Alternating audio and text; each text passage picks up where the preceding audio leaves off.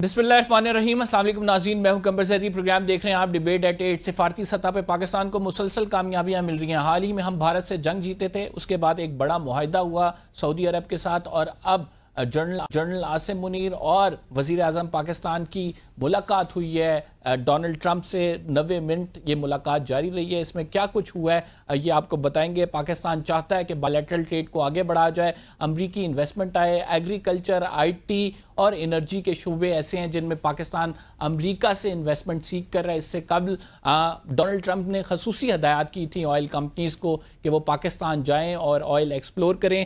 क्या हम इस मुलाकात को इकनॉमिक टर्म्स में कन्वर्ट कर सकेंगे? इस मुलाकात में क्या कुछ डिस्कस हुआ होगा, वो कितना ज़रूरी है? खसूसन 21 नुकाती एजेंडा जो कि मिडल ईस्ट के हवाले से नाज़रीन दिया जा रहा है। डोनाल्ड ट्रंप इसका मुख्तलिफ ममालिक के साथ मीटिंग में कह रहे हैं, इस पर फोकस किए हुए हैं। पाकिस्तान को क्या रोल मिल सकता है, और पाकिस्तान और सऊदीया का जो मुआहिदा हुआ है ये कितना सिग्निफिकेंट है? इन तमाम डेवलपमेंट्स पे बात करने के लिए हमारे साथ एम्बेसडर मसूद खान साहब मौजूद हैं। एम्बेसडर मसूद खान साहब पे जाने से पहले नाज़रीन आपको एक क्लिप दिखाते हैं किस तरह से ओवल ऑफिस में बैठे हुए सदर Donald Trump field marshal Asim Munir और हमारे प्राइम मिनिस्टर शहबाज शरीफ साहब की तारीफ करें। हमें ज्वाइन किया है सरदार मसूद खान साहब ने। बहुत शुक्रिया सरदार मसूद साहब। सबसे बड़ी डेवलपमेंट के हवाले से बात करेंगे। कल मुलाकात हुई, इंतहाई अहमियत के हामिल ये मुलाकात है।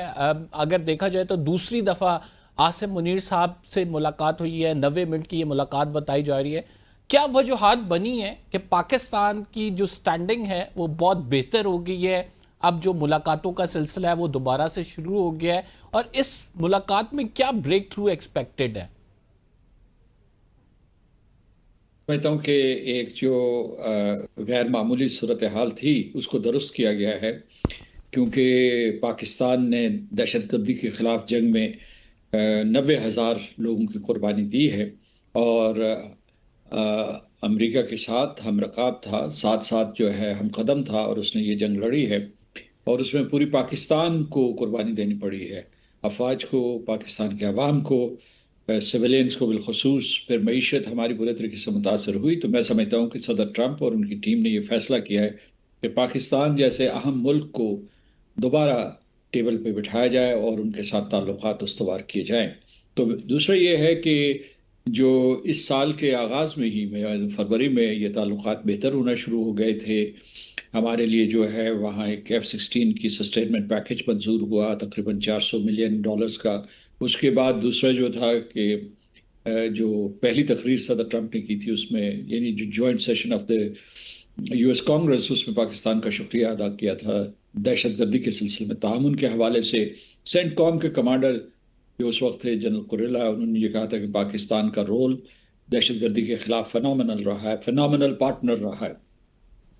और फिर मार्का हक में जिस किस्म का पाकिस्तान ने अस्करी सिफारती तर्ज अमल दुनिया के सामने पेश किया, अस्करी बरतरी हासिल की, और सिफारती आदाब को मलहूज़ खातर रखते हुए अमेरिका को, सदर ट्रंप को मुबारकबाद दी, और उसके अलावा जो है उनका शुक्रिया अदा किया कि उन्होंने ये जंग बंद करवाए। तो ये मैं आपको एक बता रहा हूँ कि ये फिर जो है जो जनरल आसिम मुनीर से उनकी मुलाकात हुई, आसिम मुनीर साहब को उन्होंने ज़ोहराना दिया जून 2025 में इसी साल में। तो मैं समझता हूँ कि ये एक तसलसल से हमारे ताल्लुकात आगे बढ़ रहे थे। दरमियान में जो है जो हमारे वज़ीर ख़ारजा और उनके हम मनसब सेक्रेटरी मार्को रूबियो के दरमियान जो मुज़ाकरात हुए, उसमें जो भी अब तक पेशरफ्त हुई थी उसको एक ख़ास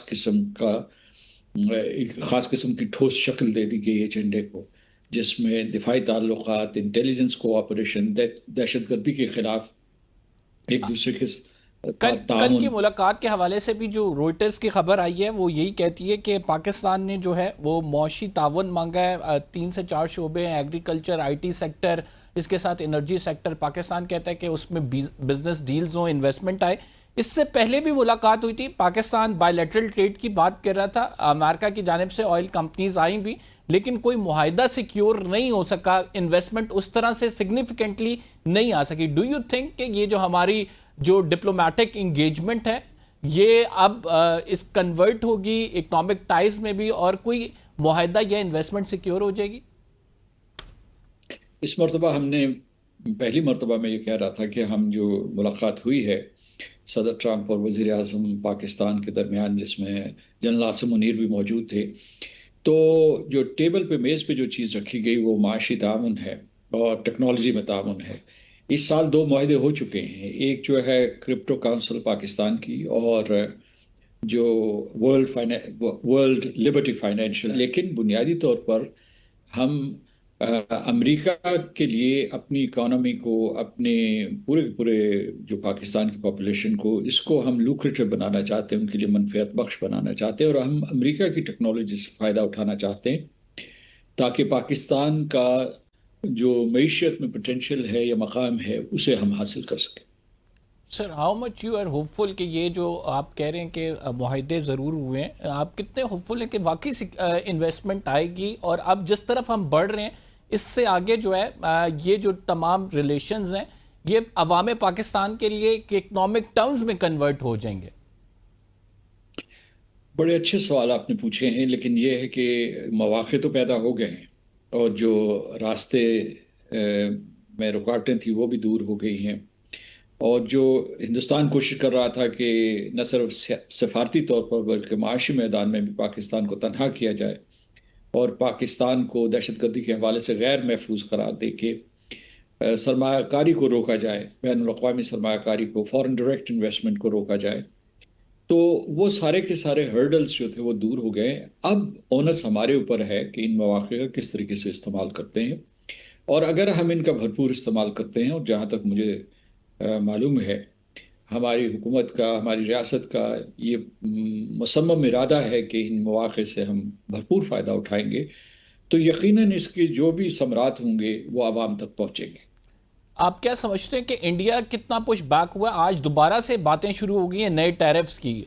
इस मुलाकात इंडिया के लिए कितना बड़ा धचका साबित होगी ये मुलाकात जो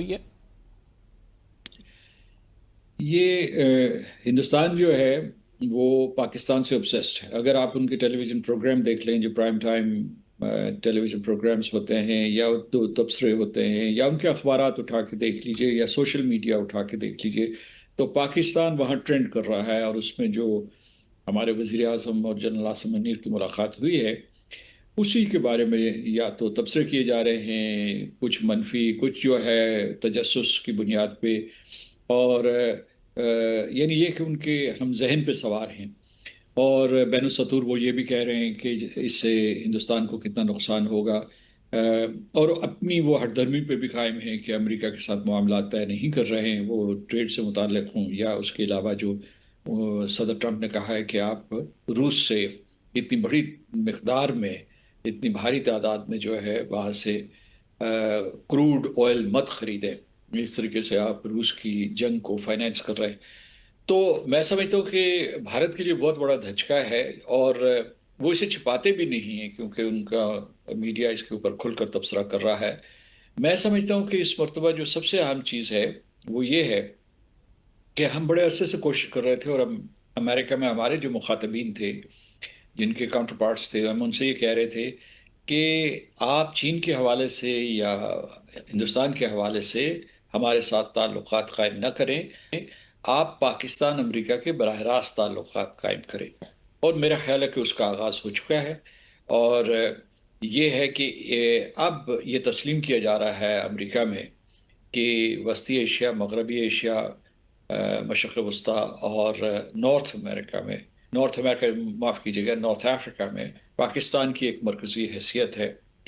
और हम अब जो है इलाक़ाई सलामती में भी जो है स्टेक होल्डर्स बन गए हैं। सऊदी अरब के साथ जो हमने मुआहिदा किया है उसकी वजह से मशरक़ वस्ता में ये इस सऊदी अरब वाले मुआहिदे की बड़ी इंपॉर्टेंट बात की। व्हाट डू यू थिंक कि अमेरिका को मुआहिदे के हवाले से कोई रिजर्वेशंस तो नहीं होंगी? Because directly it links to two things. एक तो ये कि अमेरिका ऑलरेडी एक रोल प्ले कर रहा था सऊदी सिक्योरिटी का।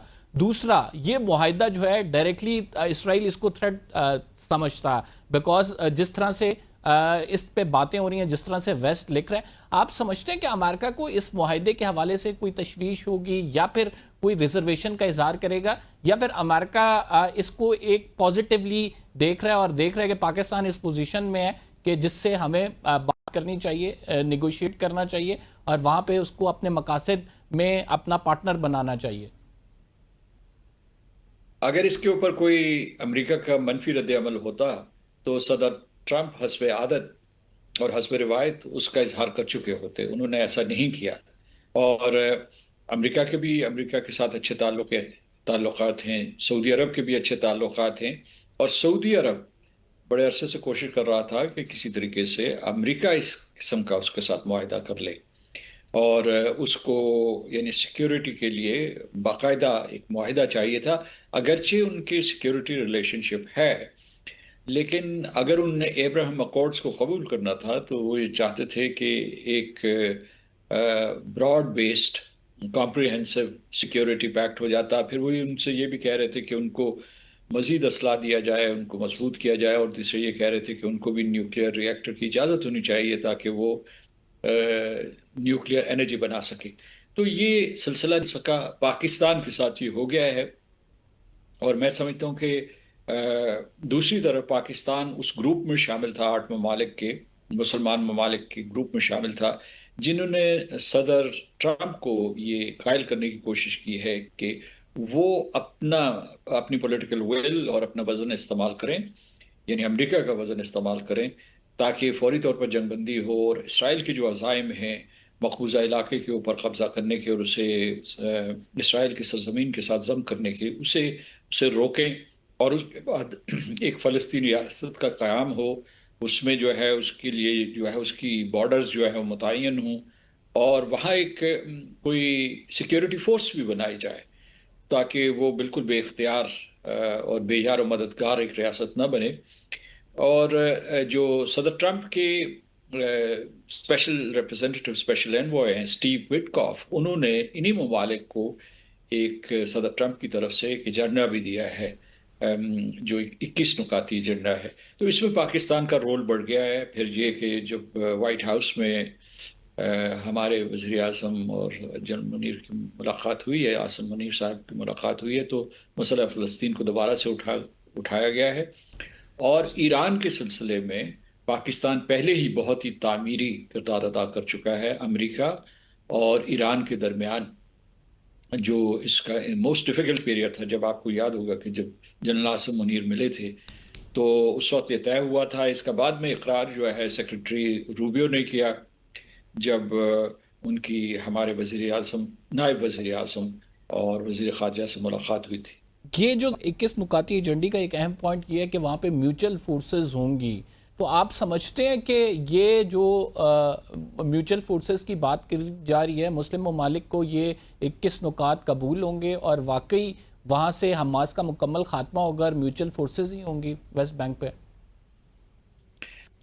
جی دیکھیے، وہ جو یہ سیکیورٹی فورسز ہوں گی اس میں میں سمجھتا ہوں کہ